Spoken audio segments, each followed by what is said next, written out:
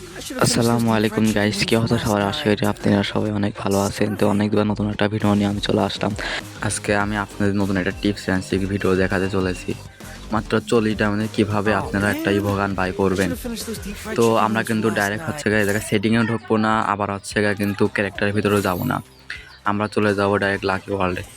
আমরা কিন্তু direct lucky ওয়ার্ল্ডে চলে যাবো। এখানে যাওয়ার পরে এখান থেকে আসার পরে আমরা প্রথমে হচ্ছে একটু গানের ভিতরে যাবো। এখানে যাই একটা স্পিন মারবো। এখানে একটা স্পিন লাখ লাখ দেখার জন্য একটা স্পিন মারবো। তো প্রথমে একটা স্পিন মেরে দিলাম। তো তারপরে এখান থেকে যাই আবার এখানে 2টা স্পিন মারবো। তো দাপাদাপ 2টা স্পিন মেরে নিলাম। আগে মেরে নিই। হ্যাঁ, আর স্পিন মারবো না। এবার চলতে হবে কিন্তু আমরা ডাইরেক্ট গানের ভিতরে। তো এখানে আসার পরে কিন্তু আমরা একটু সবচেয়ে পরে একটু স্ক্রিন করে নেবো। করে নেওয়ার পর কিন্তু আমার স্পিন করবো এখান থেকে।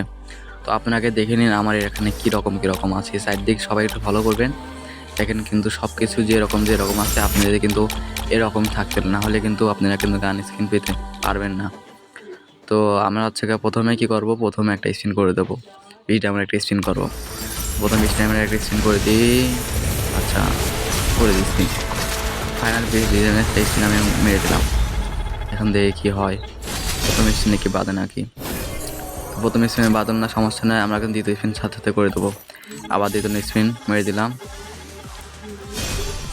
ফাইনালে কিন্তু আমাদের পড়ে গেছে M10। তো ফাইনালে আমরা দেখতে পাচ্ছি মাত্র 40 ডায়মন্ড কীভাবে M10 বাই করলাম, ইভো M10। তো আপনারাও চাইলে কিন্তু এইভাবে ইভো M10 বাই করতে পারেন।